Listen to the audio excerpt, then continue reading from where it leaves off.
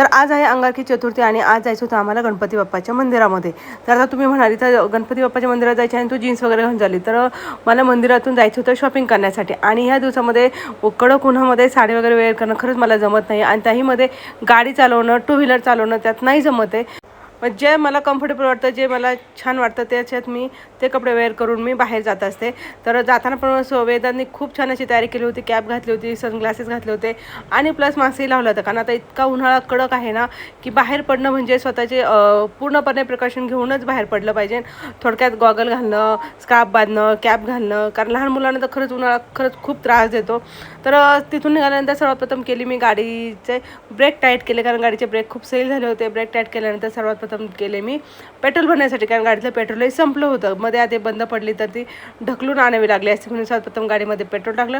तिथून गेलो आम्ही मंदिरामध्ये. तर इथं मंदिर होतं आणि मंदिरासमोरच आपले फुलं आणि नारळवाले होते. तर तिथनं येताना मी छानपैकी फूल, दुर्वा आणि नारळ ते घेतले आणि मग मंदिरामध्ये आले. तर हे सोम आणि वेदांतला इथेच मी साईडला उभं केलं होतं, कारण ऊन खूप लागत होतं. तर सर्वात प्रथम गेलो आम्ही गणपती बाप्पांच्या मंदिरामध्ये. हे गर्दी खरंच नव्हती, छान असं मस्त मंदिर होतं आणि गणपती बाप्पा यांचं खरंच खूप छान दर्शन झालं. आणि आज मंगळवार आणि चतुर्थी, म्हणजेच आज मंगळ चतुर्थी, मंगळी चतुर्थी म्हणतात त्याला, म्हणजेच अंगारकी चतुर्थी. तर आजच्या दिवशी खरंच गणपती बाप्पाच्या मंदिरात दर चतुर्थीला मी जातच असते. पण आज थोडंसं खास होतं, कारण 2 दिवसानंतर सोहमचा बड्डे होता, त्यासाठी आम्हाला शॉपिंगही करायची होती. सर्व इथे मनभावाने अगदी मनापासून गणपती बाप्पाची पूजा केली आणि खूप भारी वाटलं. तर शेजारी तिथं विठ्ठल रुक्मिणीचं मंदिर होतं, तिथेही मी दर्शन घेतलं. आणि ते झाल्यानंतर परत शेजारी सगळे नवग्रह, शनी, मारुती यांचंही मंदिर होतं, तिथेही दर्शन घेतलं. तिथं दर्शन घेतल्यानंतर आम्ही गेलो होतो इथे महादेवाच्या मंदिरामध्ये, तेही शेजारीच होतं. तर इथे छानपैकी अशी पिंडीचं वगैरे दर्शन घेतलं. वेदांनी इथे नंदीच्या कानामध्ये त्याची विष होती ती मागितली आणि ते झाल्यानंतर मुलांना भूक लागली होती म्हणून इथे समोरच जोशीवाडेवाल्यांचं होतं. तर तिथं गेल्यानंतर त्या दोघांना सर्वात प्रथम 2 वडापाव चालले आणि मी मँगो लस्सी मी तर घेतलं नव्हतं, कारण माझा होता उपवास. मी फक्त दोघांच्या याच्यामध्ये 1-1 चमच खाल्ला, कारण मला मँगो लस्सी खाल्ली की सर्दी होते, पण मला आवडते खूप आणि उपवास असल्यामुळे मी काही वडापाव खाल्ला नाही. आणि त्यांच्या इकडे साबुदाणा वडा संपला होता, म्हटलं मला काही खायचं नव्हतं. ते झाल्यानंतर आम्ही गेलो मेडिकल शॉपमध्ये, म्हणजे ब्युटी शॉपमध्ये गेलो होतो, कारण ते मेडिकल आणि ब्युटी सेंटर एकत्र आहे म्हणून इथे गेले. कारण इथं थोडं मला मेकअपचं प्रोडक्ट घ्यायचं होतं म्हणून तिथं गेले. मला कुठलेही प्रोडक्ट घ्यायचं असेल तर मी ह्या शॉपमध्ये येत असते आणि इथनं स्प्रे वगैरे पण इथनंच घेत असते. मी सगळे जे मेकअपचे जे प्रोडक्ट आहेत ते इथनं घेत असते आणि ते छान क्वालिटी निघतात. पण जे मला हवं होतं यावेळी ते तर नव्हतं, अवेलेबल नव्हतं त्यांच्याकडे. ते म्हटले 2-3 दिवसांनी आणून देतो. तर मी बोलले ठीक आहे. आणि जी एक वस्तू भेटली तीच घेऊन आम्ही गेलो होतो. जी एक वस्तू भेटली होती तीच मी तेवढी घेतली आणि मला इथून 2-3 वस्तू घ्यायच्या होत्या, त्या काय मला भेटल्या नाही. एकच भेटली, ती घेतली आणि तिथून निघालो होतो आम्ही कपड्यांच्या दुकानामध्ये, कारण सोहम आणि वेदांत दोघांनाही कपडे घ्यायचे होते त्यासाठी. आता सोहमचा बड्डे आहे 8 तारखेला, पण मी कपडे घेताना दोघांनाही बरोबर घेत असते, कारण सोहमचा बड्डे येतो मेमध्ये, त्याच्यामुळे दोघांना एकदा कपडे घेते.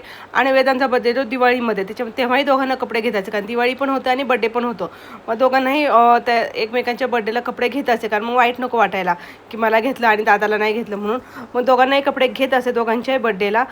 आता इथं आता कसं असतं, मोठी मुलं झाली ना की त्यांच्या म्हणण्यानुसार कपडे घ्यावे लागतात कधी कधी. तर इथं वेदांचं पण चाललं होतं की हा कलर नको, तो कलर नको, पण फायनली मला त्याचा हा ड्रेस आवडला आणि तो मला आवडला. खरंच खूप छान होता. ब्ल्यू कलरचा शर्ट होता आणि थोडीशी वेगळी अशी नेव्ही ब्ल्यू किंवा ब्ल्यू पॅन्ट नाही, थोडासा वेगळा कलर घेतला होता त्याचा.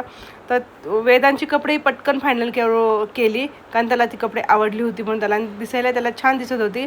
अगोदर कसं आपल्या याच्यामध्ये आईवडील जे कपडे आणेल ते आपण घालायचं, पण आता तसं नाही. आता मुलांना प्रॉपर शॉपमध्ये घेऊन जावं लागतं, त्यांच्या म्हणण्यानुसार कपडे घ्यावे लागतात, त्यांच्या आवडीनुसार त्यांच्या मनानुसारच घ्यावं लागतं, कारण बड्डे त्यांचा असतो म्हणून. तर फायनली तर वेदांत हा शर्ट आवडला होता आणि ही पॅन्ट आवडली होती. हे आता फायनली वेदांचे कपडे घेऊन झाले होते. तर आता आमचं मोठं टार्गेट होतं म्हणजे सोहमला कपडे घ्यायचे, कारण त्याची चॉईस खरंच खूप वेगळी आहे. त्याला खूप वेगवेगळे कलर किंवा त्याला असे ट्रेंडिंगचे कपडे आवडतात, त्याच्यामुळे त्याचे कपडे घ्यायला वेळ लागत होता. तर आता इथं वेदांचं तर सगळं झालं होतं. हे पण त्याला तो ड्रेस खरंच खूप छान दिसत होता. तर आता वेळ आली होती सोहमचे कपडे घ्यायचे. त्याची पॅन्ट पटकन सिलेक्ट झाली होती आणि हा शर्ट घालून पाहिला त्याने, तर त्याला तो आवडला नाही. 2 पॉकेटचा होता, पण तो त्याला नाही आवडला.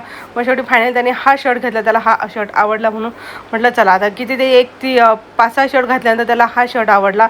पण त्याचा बड्डे म्हणून त्याच्या म्हणण्यानुसार कपडे घ्यावे लागतात. फायनली इथं बिलिंगसाठी थांबले होते आणि बिलिंग करताना मी एक पाऊच घेतला होता. तो पाऊच खरंच खूप सुंदर होता.